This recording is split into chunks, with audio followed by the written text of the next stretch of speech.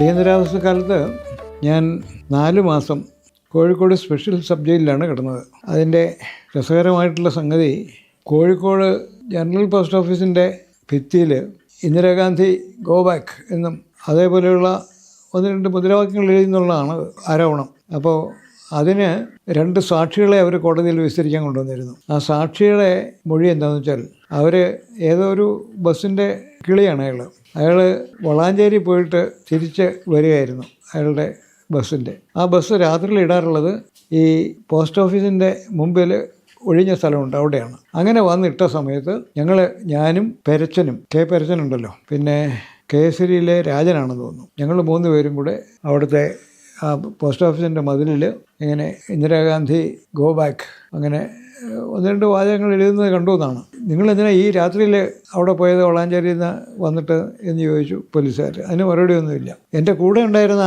ആൾ പെരച്ചനായിരുന്നു, ഈ പ്രതി. പെരച്ചനെ പിടിച്ചുകൊണ്ട് വന്നത് ആഴ്ചവട്ടത്ത് അവിടെ ഒരു സ്കൂളിൻ്റെ ഗ്രൗണ്ടിൽ RSSൻ്റെ ശാഖ നടത്തിക്കൊണ്ടിരിക്കുമ്പോഴാണത്രേ. അപ്പോൾ അവിടെ നിന്ന് അവർ ഭാരത് മാതാ കീ എന്നൊക്കെ പറയുന്നുണ്ടായിരുന്നു, പിന്നെ ഓടുന്നുണ്ടായിരുന്നു. നിങ്ങളെന്തിനാ ആ വഴിക്ക് പോയത് എന്ന് ചോദിച്ചപ്പോൾ മറുപടി പറഞ്ഞത്, ഞാനും കുറുക്കൻകണ്ടി അഹമ്മദും കൂടി ഒരു പശുവിനെ വാങ്ങാനായിട്ട് പോവുമായിരുന്നു.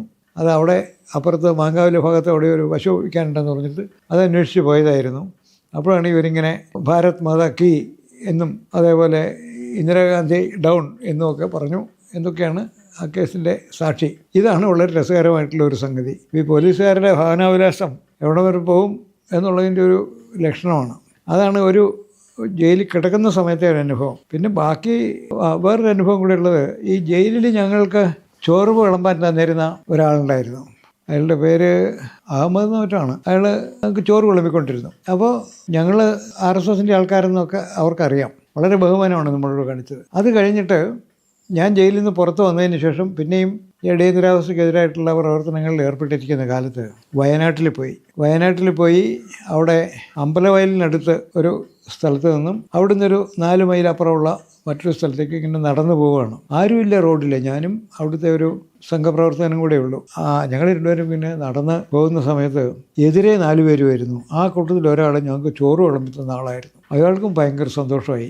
നിങ്ങളും പുറത്തിറങ്ങിയോ എന്ന് ചോദിച്ചു. അയാൾ ഒരുമിച്ച് നിന്ന് വർത്തമാനമൊക്കെ പറഞ്ഞ്, അപ്പോൾ ഞാൻ അവരോട് പറഞ്ഞു, നിങ്ങൾ അധികം വർത്തമാനമൊന്നും പറയണ്ട, ഇതേ വല്ല ഉദ്യോഗസ്ഥന്മാരൊക്കെ വന്നാൽ അവർക്ക് ബുദ്ധിമുട്ടാവും എന്ന് പറഞ്ഞിട്ട് ഞങ്ങൾ പോയി. ഇങ്ങനെയുള്ള ചില അനുഭവങ്ങളുണ്ട്.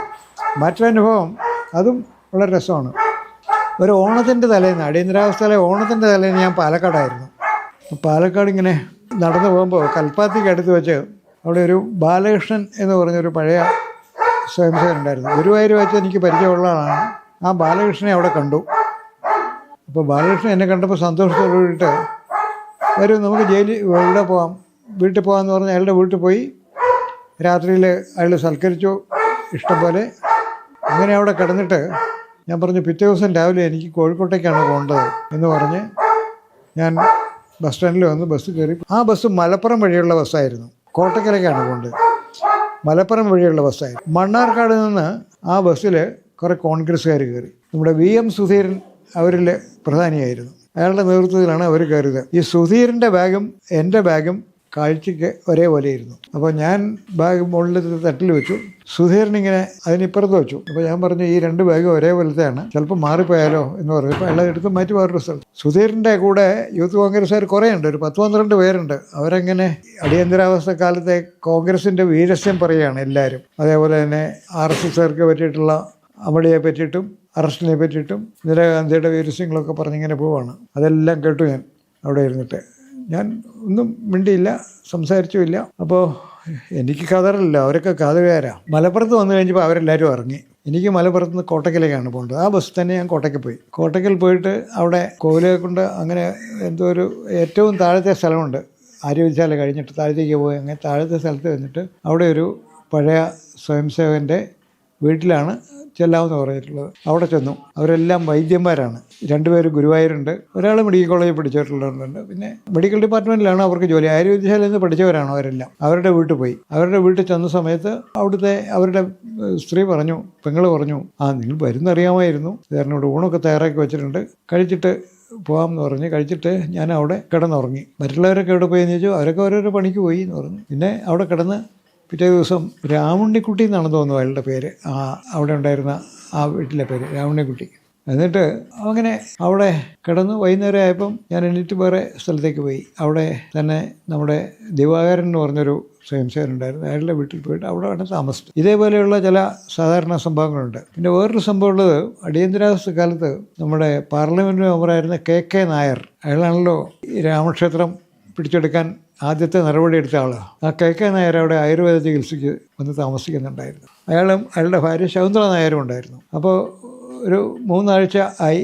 അപ്പോൾ എല്ലാ ദിവസവും നമ്മുടെ കോട്ടയ്ക്കൽ ഭാഗത്തുള്ള സ്വയംസേവകരുടെ അടുത്ത് പോകും, പല കാര്യങ്ങളുമൊക്കെ സംസാരിച്ച് അങ്ങനെ ഇരിക്കും. അപ്പോൾ അയാളും പാർലമെൻറ്റ് മെമ്പറും പിന്നെ പഴയ മന്ത്രിയൊക്കെ ആയിരുന്ന കാരണം, ഭാര്യ മന്ത്രിയാണ്, അത് കാരണം കോട്ടയ്ക്കൽ അതിനുള്ള എല്ലാ സൗകര്യങ്ങളും ആയുർവേദശാലക്കാർ ചെയ്തു കൊടുത്തു. അപ്പോൾ ഞാൻ അവിടെ ചെന്ന സമയത്ത് ഞാനിങ്ങനെ നേരത്തെ ഈ ജനസംഘത്തിൻ്റെ അഖിലേന്ത്യാ വർക്കിംഗ് കമ്മിറ്റി മീറ്റിംഗ് കൂടുന്ന സമയത്ത് അവിടെ വെച്ച് ഇവരെ രണ്ടുപേരെ അറിയാം. അപ്പോൾ ഞാൻ പറഞ്ഞു, ഞാനിങ്ങനെ ഇവിടെ വന്നതാണ്, നിങ്ങൾ പോകുന്നതിന് മുമ്പ് കണ്ടിട്ട് പോകണം എന്ന് വിചാരിച്ചാണ്, പുറത്തിറങ്ങി നടക്കാൻ പാടില്ലാത്ത കാലമാണ് എന്നൊക്കെ പറഞ്ഞു. അപ്പോൾ സംസാരിച്ചു. അങ്ങനെ അദ്ദേഹത്തിന് വളരെ സന്തോഷമായി, ആരെങ്കിലും ഒരു മുതിർന്ന സംഘത്തിൻ്റെ ആൾ വന്ന് കണ്ടല്ലോ എന്നുള്ള സന്തോഷം. അത് കഴിഞ്ഞിട്ട് അദ്ദേഹം പറഞ്ഞു, എനിക്കൊരു അധ്യാത്മരാമായണത്തിൻ്റെ ഒരു കോപ്പി വേണം, അത് ഒന്ന് സംഘടിപ്പിക്കാമോ എന്ന് ചോദിച്ചു.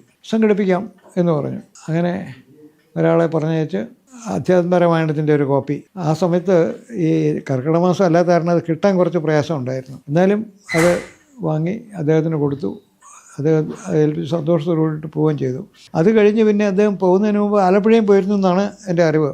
ആലപ്പുഴയാണല്ലോ അവരുടെ വീട്, ആലപ്പുഴയ്ക്ക് അടുത്ത് എവിടെയാണ്, ആലപ്പുഴയല്ല, ആലപ്പുഴ അമ്പലപ്പുഴയായിട്ടാണ്. അങ്ങനെ കെ നായരെയും ശകുന്തള നായരെയും കാണാനായിട്ട് ഈ അടിയന്തരാവസ്ഥ കാലത്ത് സാധിച്ചു. അത് സാധാരണ നിലയ്ക്ക് ഈ കേരളത്തിൽ കാണാൻ കിട്ടാത്ത പാർട്ടീസാണ് അവർ രണ്ടും. പിന്നെ അവസാന കാലത്ത് അവർ അമ്പലപ്പുഴ വന്ന് താമസിച്ചു എന്നൊക്കെയാണ് കേട്ടിട്ടുള്ളത്. അങ്ങനെ ചില അനുഭവങ്ങൾ വരുന്നു. വേറൊന്നു കാര്യം ഉള്ളത്, നമ്മുടെ AD നായർ കണ്ണൂർ ജില്ലാ പ്രസിഡൻ്റായിരുന്നു ജനസംഘത്തിൻ്റെയും BJPയുടെയും ഒക്കെ. അടിയന്തരാവസ്ഥ കാലത്ത് അദ്ദേഹം മിസ തടവുകാരനായിരുന്നു. മിസ തടവുകാരനായിട്ട് കണ്ണൂർ സെൻട്രൽ ജയിലിൽ താമസിക്കുന്ന കാലത്ത് അദ്ദേഹത്തിൻ്റെ അച്ഛൻ മരിച്ചു. അച്ഛൻ മരിച്ചപ്പോൾ അദ്ദേഹത്തിന് പരോള് കിട്ടി. പരോള് ഇത്ര തീയതി വരെ, അതിൻ്റെ ആ ചടങ്ങുകളൊക്കെ കഴിയുന്നത് വരെയാണ് പരോള്. അത് കഴിഞ്ഞാൽ പോലീസുകാരെ ഒന്ന് കൊണ്ടുപോകും. അങ്ങനെ പരോള് കിട്ടിയ സമയത്ത് അദ്ദേഹം അവിടെയുണ്ട്. ഏതായാലും 10-12 ദിവസമെങ്കിലും കാണും അവിടെ എന്നുള്ള വിവരം അറിഞ്ഞു. അപ്പോൾ കാണാൻ പോകണം. അപ്പോൾ അന്ന് കാസർഗോഡ് കണ്ണൂർ ജില്ലകളുടെ ചുമതല വഹിച്ചിരുന്നത്, ജനസംഘത്തിൻ്റെ ചുമതല വഹിച്ചിരുന്നത് കുഞ്ഞിക്കണ്ണനാണ്. ഇപ്പോൾ തിരുവനന്തപുരത്തെ ജന്മഭൂമിയുടെ ദേഹൻ. അപ്പോൾ കുഞ്ഞിക്കണ്ണൻ അറിയിച്ചു, എൻ്റെ AD നായരെ നമുക്ക് കാണാൻ പോകാം എന്ന് പറഞ്ഞ് അങ്ങനെ ഞങ്ങൾ രണ്ടുപേരും കൂടെ കണ്ണൂരിൽ നിന്ന് പുറപ്പെട്ട് നീലീശ്വരം റെയിൽവേ സ്റ്റേഷനിൽ ഇറങ്ങി. നീലീശ്വരം റെയിൽവേ സ്റ്റേഷനിൽ നിന്ന് അദ്ദേഹത്തിൻ്റെ AD നായരുടെ വീട്ടിലേക്ക് പോകണമെന്നുണ്ടെങ്കിൽ 14 മൈലുണ്ട്, എന്നുവെച്ചാൽ 21 കിലോമീറ്റർ ദൂരം. ആ വഴി ബസ്സില്ല, ഇടയ്ക്ക് ട്രിപ്പ് ഓടുന്ന വല്ല ജീപ്പും ഒക്കെ ഉള്ളൂ. പക്ഷേ അത് നമുക്ക് കിട്ടുമെന്നുള്ള പ്രതീക്ഷയൊന്നുമില്ല. അങ്ങനെ അവിടെ നിന്ന് ഈ 14 മൈൽ ദൂരം നടക്കാൻ തീരുമാനിച്ചു.